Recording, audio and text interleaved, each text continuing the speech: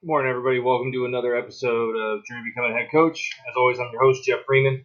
I'm going to jump right into it. Merry Christmas, Happy Holidays, all that good stuff. It is December 22nd as of right now. Today's review is just basically over season one. I've gone over, interviewing, staffing. I've gone over everything, fundraising, all that good stuff. So today we're going to go over, how I felt my first season went overall. A lot of fun things, a lot of ups, a lot of downs, and looking forward to. Hopefully having a year this year.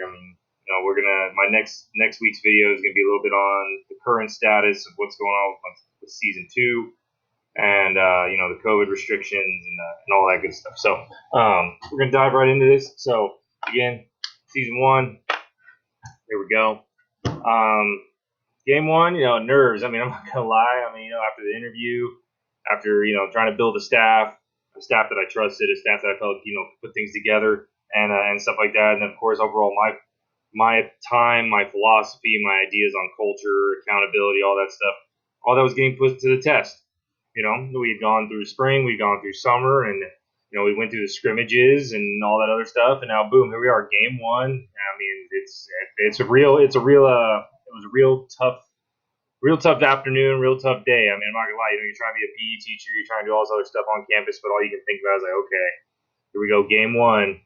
This one. They always say the first one's the hardest one to get. The first win's always the hardest one to get as a new head coach, and then after that, you just kind of get used to it and you kind of build into it. But that first one's hard. So it was a team that the school has played the last 2 years, and they played them tough. They have been able to win. They have been able to beat. But they're always close games. Just kind of run down on game one. We jump off sides twice. So we kick the ball off. Looks really good. Looks really nice deep kick. And at the time, we're running our 5-and-5 split, just a very generic kickoff at the time. And they get to about the 25 to 30, and then we jump off sides twice, and we get them to about the 35, 40. And I'm just sitting there like, wow, what a way to start off. We go ahead and just jump off sides twice. So, but then they run down. We have a defensive stop. They get down to within our red, basically on in between our 40 and our 20 to get in that area, and then we finally get a defensive stop and we get the ball and we're going. And first 15 yards, we're sitting there. We get a nice fly sweep for 15, then we come back and boom, we get a 20-yard fly, and then another 20-yard inside run, and then we get another run, another fly sweep within the 5-yard line. We get stopped at basically inside the 5, and then our sixth play drive, boom, we score. And it felt really good to score and put that first score up, and and take a lead and things like that. And then and it felt really good. And now, of course, our special teams at the time was a little rough, so we missed the kick. That's going to become a common theme all year, something that I really want to take stock in and fix for the upcoming season. So then ensuing kickoff, they return it for a touchdown. Oh man, so now it's 6-6. So they go ahead and return it. They kick it off to us. What do? We return it. So we exchange kickoff scores. And again, we try to do a field goal kick, and it fails. So we're up 13-6, and so it's the and we're just sitting there and we're rolling. And they march down the field and they score, and they get the 2-point conversion. So at the end of the first quarter, it's 14-13. So pretty decent step up as far as like a nice back and forth. We gave up some yardage. We had a hard time making reads, and that's going to be another common theme I'll talk about in games 2 through 5, or kind of like what we consider our non-league games or non-conference games. But second quarter comes up, we get a stop, we get a fumble, then they get the fumble right back.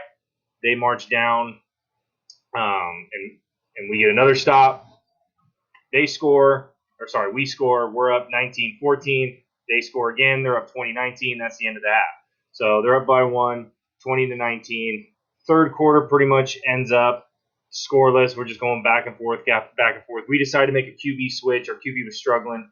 We hadn't completed a pass yet. We were struggling really hard on that front. And we get a 4-and-out in the red zone in the third quarter. But finally, we put it together in the fourth quarter. We score about midway through. We get the 2-point conversion. It's 27-20 midway through the fourth quarter, and we're just able to hold them off, and we get our first victory. So again, my nerves, I can't even describe to you what my nerves were during that game. They were going up and down. I was going insane. But the best part about it was I was pretty much on the inside. I didn't really show it on the outside. I was very stoic. I was very kind of just reserved. And I was like, okay, what do we need to do? What are we going to do here? All right, here we go. But on the inside, I was freaking out. I'm not going to lie. I mean, first game of your career where you're sitting, okay, hey, I'm the head football coach now. Here we go. So the nerves were off the charts on that front as a head varsity coach. I mean, I've been a JV football coach before, but something about that varsity feel under the lights.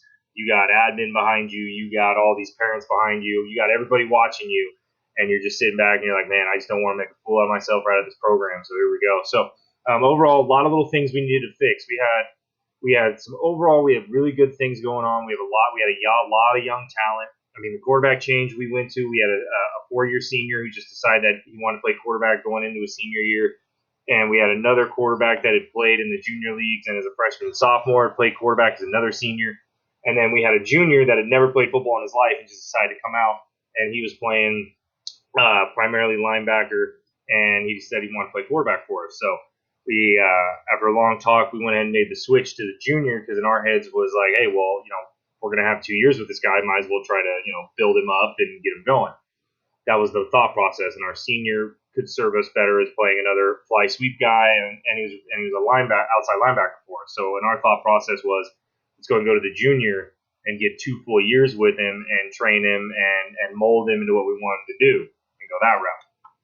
So, and there was just a different energy. Like the senior commanded the huddle and everything. There was a different energy when we threw that junior in. There was just a different energy, and that's what we were trying to roll with and trying to capture, at least get a better energy. So, game 1 in the books, we went 27-20. It was a grinder, and it was nerve wracking, especially going up and down, and things like that.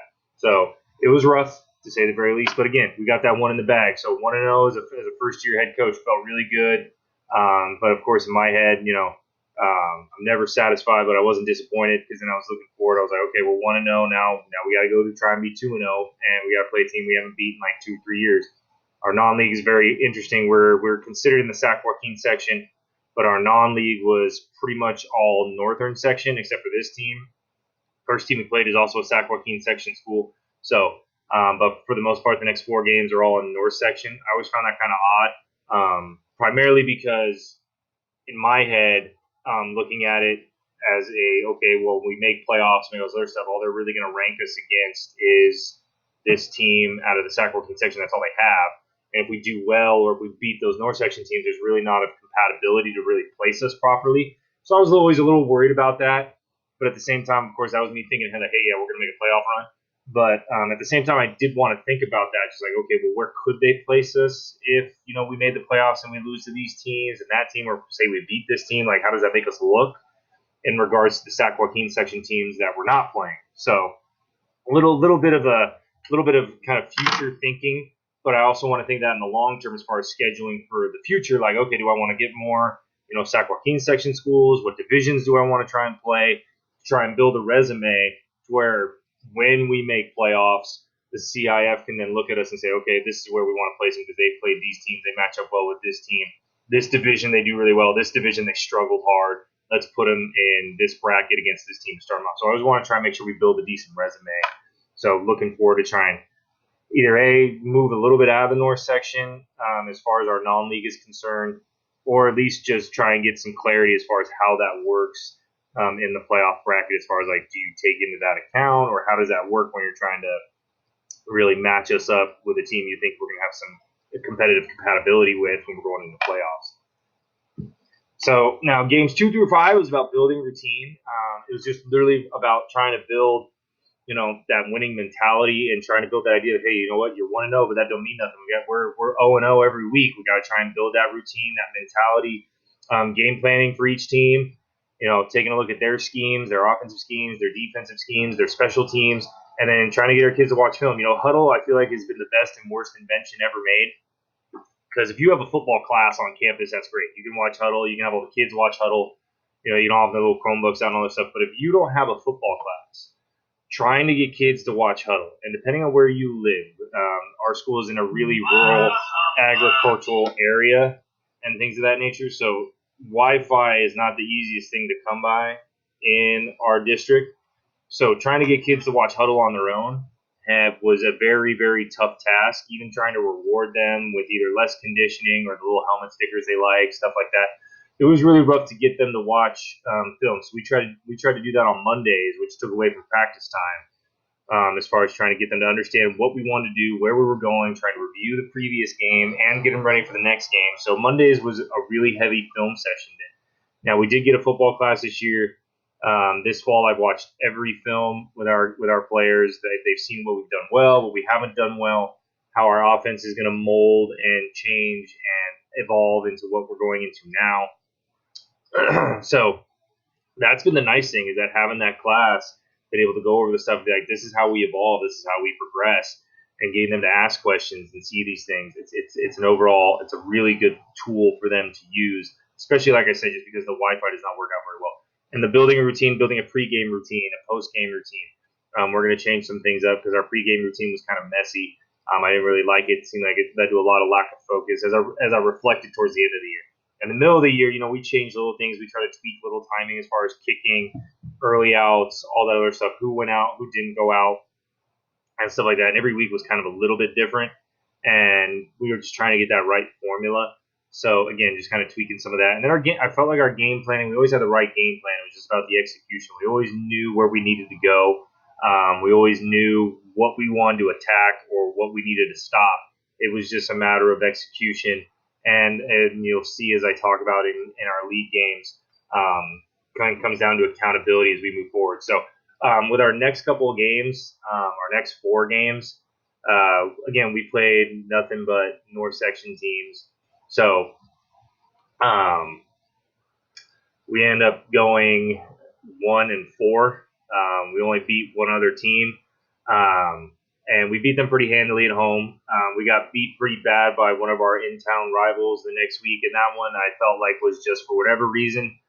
Our athletes just kind of had it in their head that for whatever reason Wheeling was bigger and stronger. I don't know what it is. There was something eerie in the air that whole week, and we were trying to get it out of them.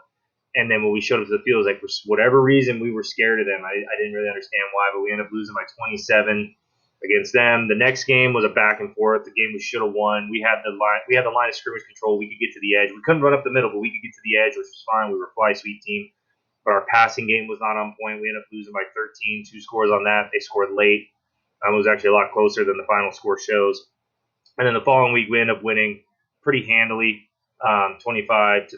Now, of course, that was against a team that we actually played down to their level, which I was very disappointed in. It was a team that wasn't very good at the time. They're kind of in a rebuild mode, and similar to us, but at the time, just watching on film, comparing their two previous games, our previous games, we're like, this shouldn't even be close. I mean, we should be fine.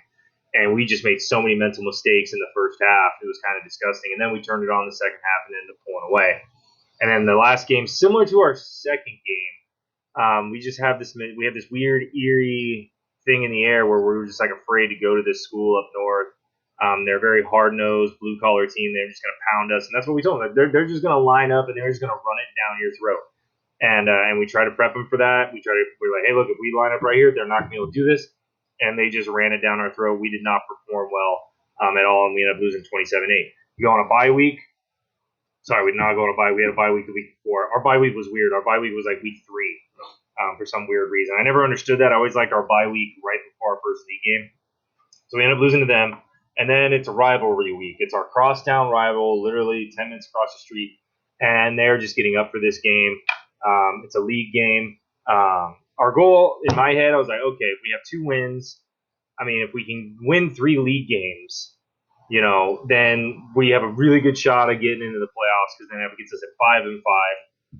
And the way the new playoff structure is, we can win 3 league games, we're sitting pretty. We should be able to do that.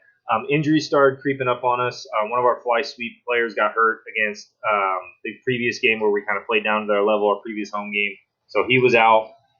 Injuries were kind of taking a toll. Grades were starting to take a toll of it. We didn't lose a lot of students to grades, but just the stress.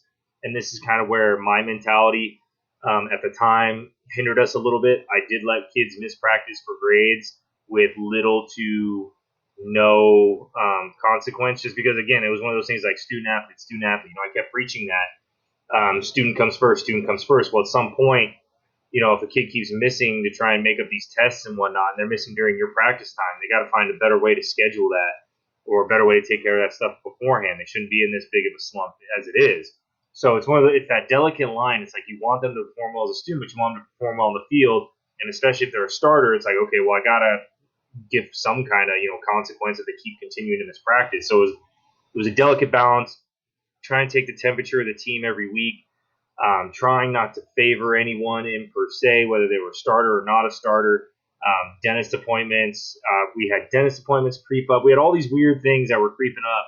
And even parents would hit me up and be like, hey, yeah, no, he can't go because he's got to go to this. And again, my mentality from the time I joined sports was like, you know what, if you make a commitment, yeah, your academics comes first. And again, maybe it was just how my parents, worked things around, but then it was sports and my physicals, my dental appointments, all this other stuff was scheduled around those two events, school and sports. So I would get up at 7 a.m., go to the dentist, and I would make sure I was at school by 7:45, 8 o'clock. And that's just how that worked. All my driver's testing and all that other stuff that had to happen outside of the season or on vacation. We took vacations on vacation time. A lot of parents I hear, not only in our program but other programs, they take kids out in the middle of the year, middle of practice time. Oh yeah, we're gonna go this. And I get scheduling. I get all that. I guess again, I don't know if I would consider myself last of the dying breed in that regard. I'm sure there's other people that have that same kind of mentality, but it's just I don't see it and I don't hear about it a lot. Where it's it goes sports or it goes academics, then it goes sports, and then all the little things, the driver's tests, the doctor's appointments, vacations are scheduled during vacation times. It's just kind of like, well, because in my opinion, kids a lot of them only have those 4 years to play sports, and you take them out for 2-3 weeks, they fall behind, and then you wonder why they're not starting or they're not in that rotation. Well, you took them out for those 2 or 3 weeks. Yeah, they're a great athlete, but they don't understand the offense. They don't understand the defense. This kid during those 2 or 3 weeks got better, and your student athlete didn't. And that seems to be hard for some parents to understand. And that's why, again, my mentality is like, you know what, if it's academics, athletics, and then everything else just kind of falls into place. Now, of course, that is also on a head coach like myself. I try to get my schedule out as soon as I can, so that way people know when vacations are or when they can plan them. But some people plan things, 2, 3, 4, 5, 6 years out in advance because they have to because of money and scheduling. But anyway, thought wins to get into 3 games. If we can win 3 league games, we can get into the playoffs at 5-5, and that would be a really good bump up from the previous year, only winning 3 games. So rivalry comes up. We've won 2 games. Rivalry's coming into town. It's our home game. They're coming to us, and the kids are super excited. I'm like, no, you know what? This is just another game. I don't want you getting too hyped up because what I've seen in the past at other schools I've been at, and this school too in the last 2 years, once they beat this rivalry team, it's kind of like nothing else matters. It's like, whatever, cool, season can be done. We annihilated our rival. We're cool, whatever. I was like, no, that's not the goal. Yes, our goal is to beat this team, but we got at least 2 more teams we got to beat out of our league, and that's going to be tough. And I try to lay the challenge in front of them. And so we pretty much we had like a rush. I don't know if it's a rushing record. I call it a rushing record. I mean, a running back ran for over 400 yards against his team. We ended up winning 61-38. And there was some talk if we were running up the score and things like that. And I was like, well, no, we were not. In my opinion, we technically only won by 23.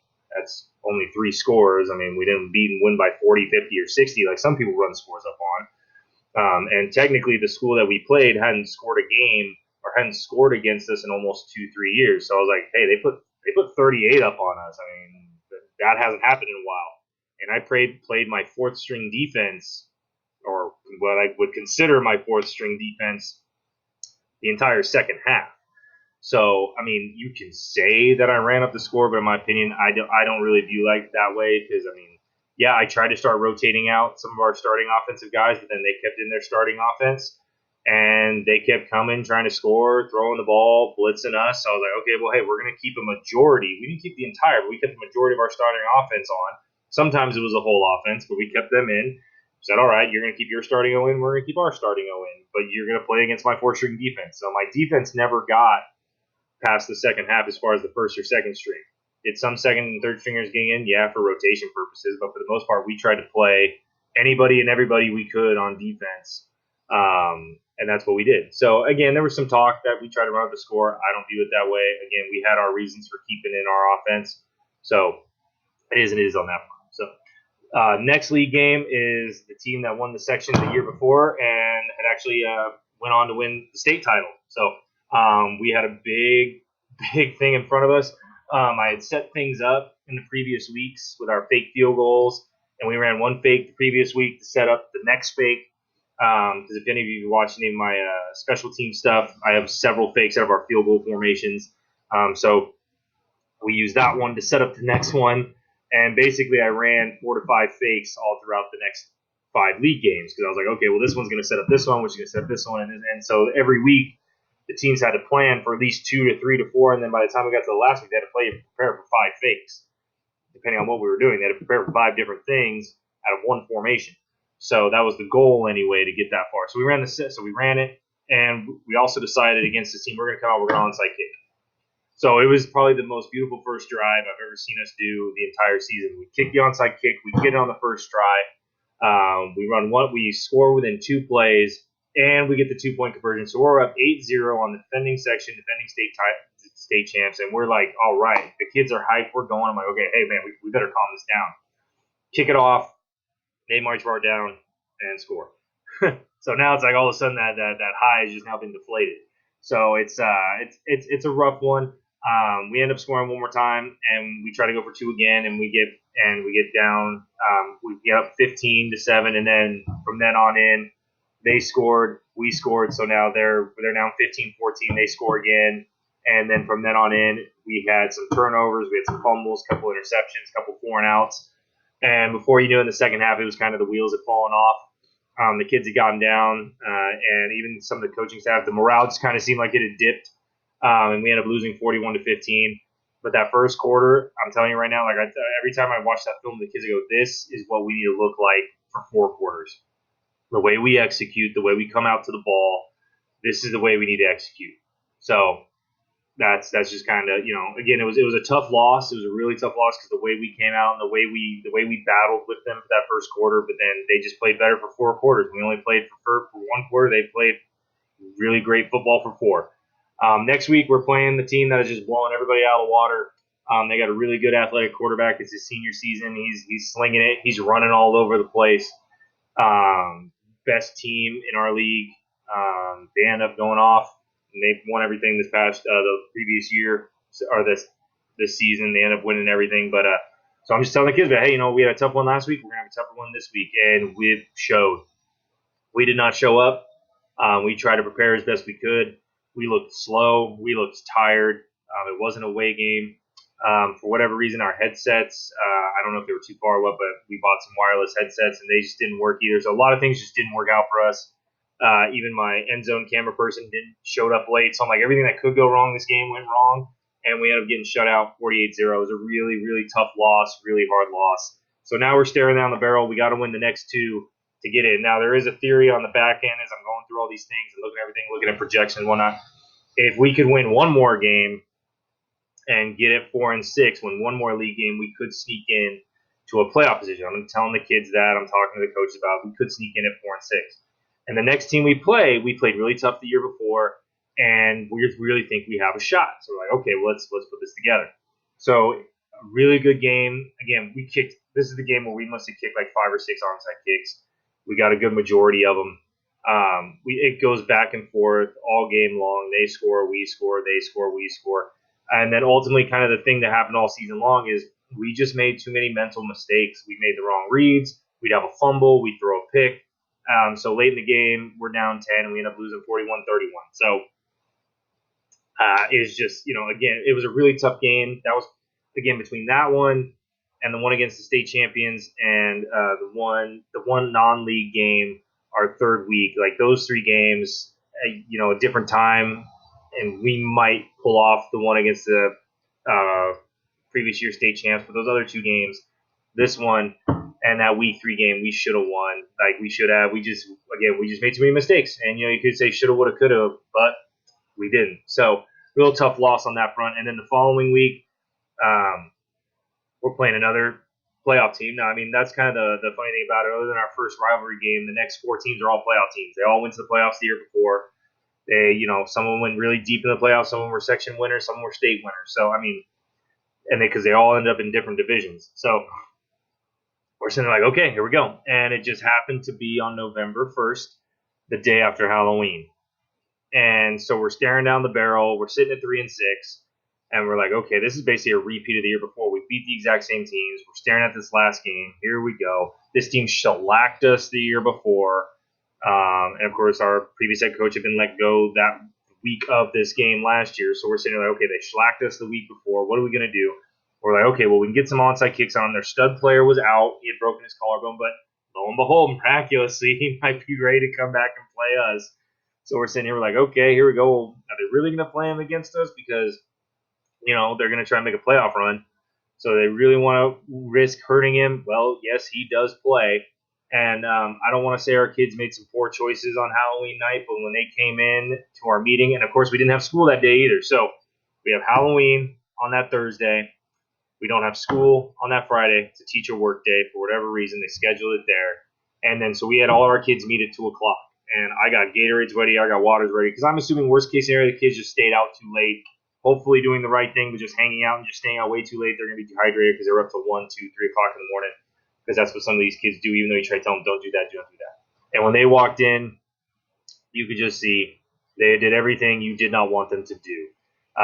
They were probably up all night. I'm insinuating they might have been partaking in some things. I don't know for sure, but they just looked tired. We'll just put it that way. They looked really tired. We're trying to hydrate them, trying to get them focused. We go on the bus ride. We get up there, and it's up in the Grass Valley area. And by the time our game starts, it's getting a little cold.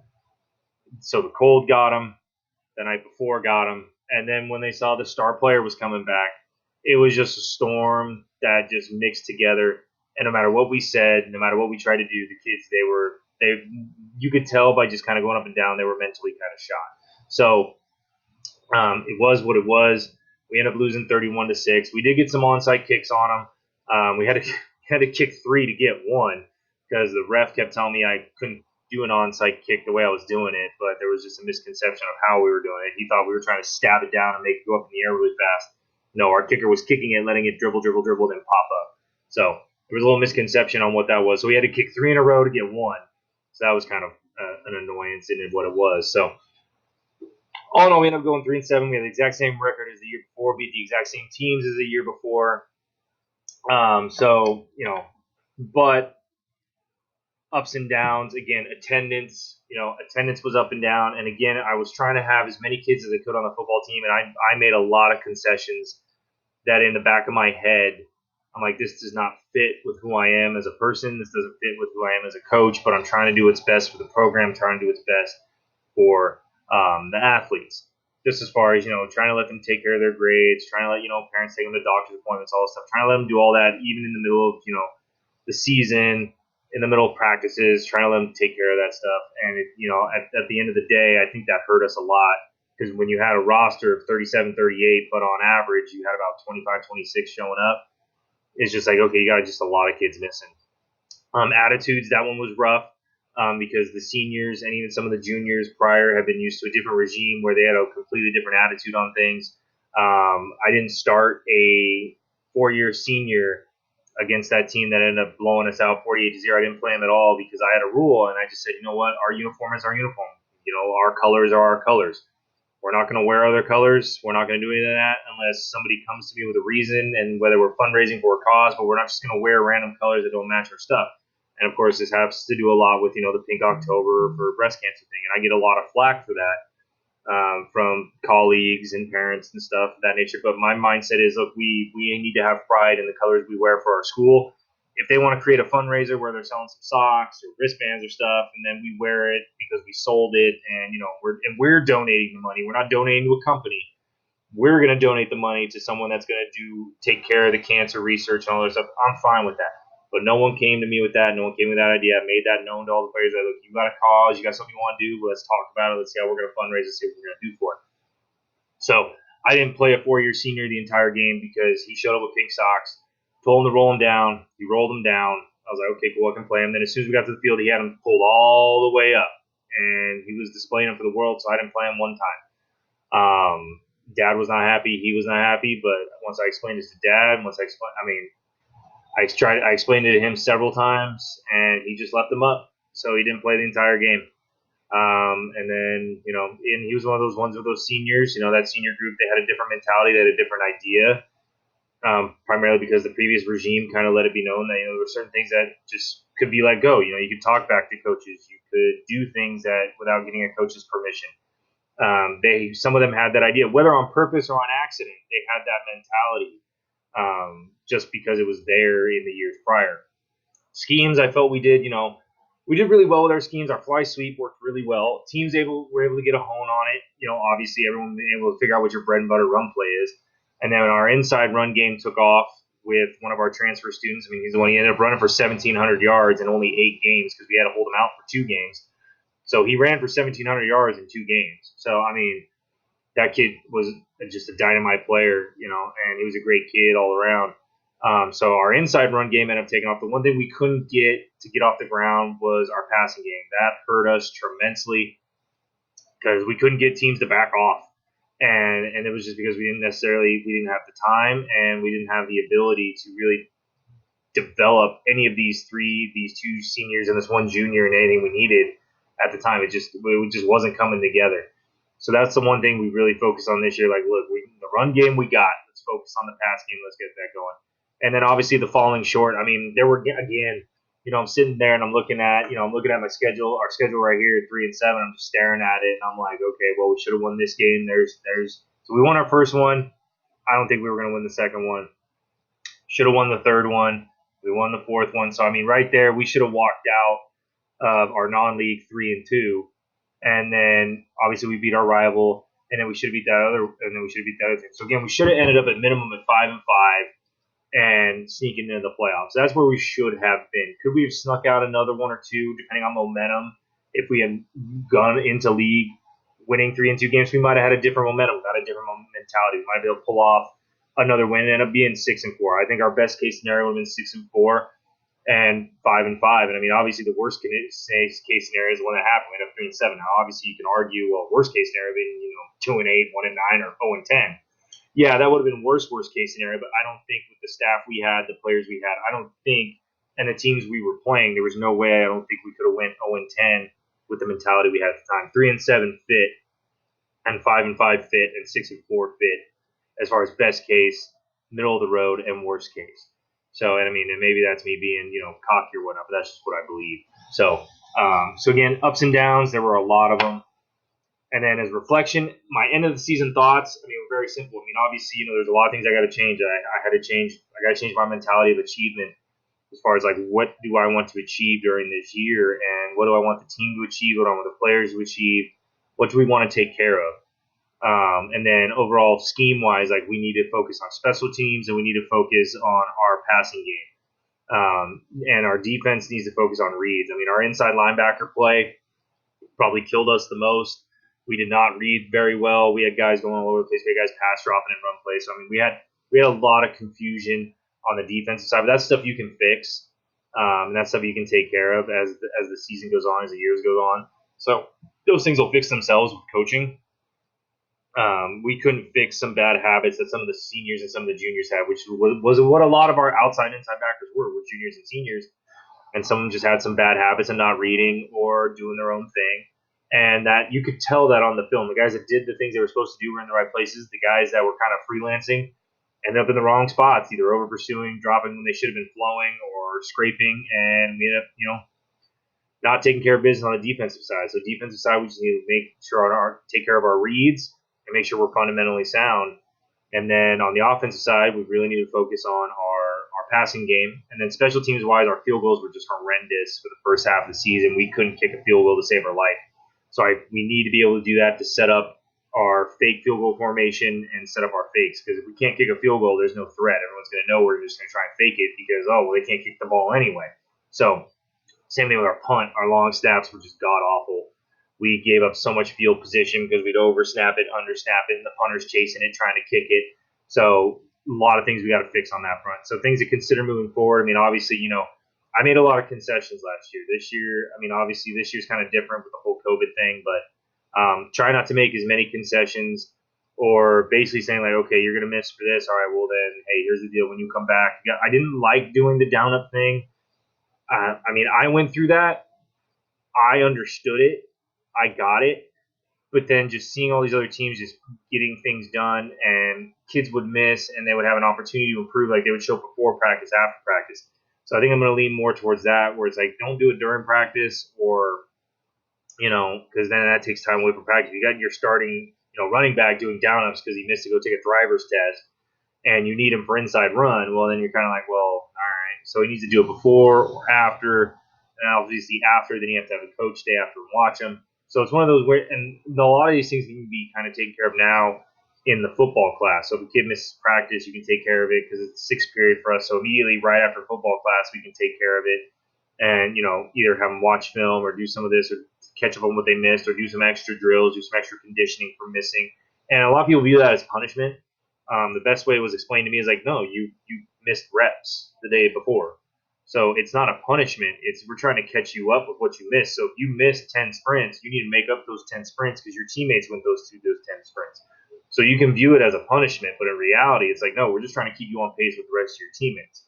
And that's a nice way that I've always felt like made sense. Because, yeah, it was always viewed as a punishment. When you miss a day, okay, well, you got 250 slammers, or down ups, or up downs, whatever you want to call them. That always seemed like a punishment. Don't get me wrong, one hell of a cardio exercise. But it did always feel more like a punishment. But as later on, when I got into college and high school, when it was explained, it was like, no, it's not a punishment. It's we're catching you up for what you missed the day before. So you missed 10, 100-yard sprints. Well, guess what? You got to make up those 10 100-yard sprints or 50-yard sprints, whatever sprints we're doing. So, I'm considering on that, making sure I take care of business on that front, making sure the kids understand, like, look, if you miss a day, this is the consequence, no matter who you are, no matter what grade level you are, no matter how good of an athlete you are, or what you've done in the past. This is the consequence, no matter what, whether you miss practice or not. So that's what things that I was working on at that point. And again, trying to put them into motion, and then COVID kind of happened. So it might be something I'm looking at for season 3 and installing in fall of 2021 rather than fall of 2020, since 2020 is pretty much annihilated. So overall, though, again, the parents were happy, admin was happy. Of course, I was disappointed just because I felt like we could have done better. But again, that's me. But parents were happy, admin was happy, players were getting there. They had their ups and downs. They believed in what we were doing. They were getting better. So they were everyone was happy, other than obviously the end of the year we weren't. Season 2, these were things I started working on immediately. Fundraising, spring ball, summer ball, trying to bring up that new attitude and new mentality of achievement. I got for those of you that I've seen some of my previous talks. I talk about culture and philosophy, and culture, philosophy, vision, mission. They're all these buzzwords that everyone just keeps tossing out there. When in reality, all they're talking about is mentality of achievement. What is your mentality to achieve greatness, or make your team better, or make your business better, or make your school better? What's your mentality towards that? That's ultimately what everyone's talking about. They're not talking like culture. It's just a buzzword as well. Oh, I want to make the culture better. Well, how are you gonna do that?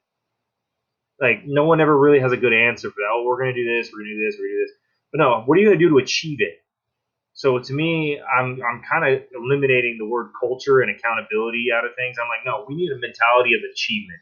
We need a mentality. Mentality makes it sound more serious. It makes it sound like it's not something to be messed with, and it's something that everyone can buy into, and it's a mentality. Everyone can have that mentality. I don't know why. To me, it sounds better. And culture to me just sounds like it's been so overdrawn and so overused. It's like I love you and sorry. They're just words that just slip off the tongue now that have lost their meaning. So I'm trying to create something new, not putting lipstick on a pig like what a lot of people try to do when they kind of come up with new words, new buzzwords, and new things like that. Putting lipstick on a pig, well, that's great, but it's still a pig. So again, fundraising, we got right to it. Again, we got shot down. And I'm going to cover some of this in another video because I know I'm going a little long here. But all in all, season 1, it was a really fun experience. It was nerve-wracking at times, especially for those of you that don't know. I mean, my daughter was, by the time that season started, she was not a year old yet. She was born in 2018, so in the fall of 2019, I mean, she turned 1 in the middle of the season. So having a newborn daughter, trying to juggle that was also a very interesting time. So a lot of nerve-wracking things, but again, I felt like I handled it well. I felt like the students handled it well, and I felt like the coaches handled it well. So now we're moving on to season 2, and in this point, I'm going to be talking to you a little about how we've adapted with the COVID-19 thing. But fundraising, we started with the Popcornopolis and fundraiser. That got shut down in the middle of doing it in February and March. Literally, I was supposed to collect all the money the following week, and we got shut down due to COVID. So all that stuff got shut down right away. But I'll cover what we did for spring ball, summer ball, the new attitudes I've seen, and our new mentality and the COVID-19. So as always, leave a comment below. Thank you all for the support and help.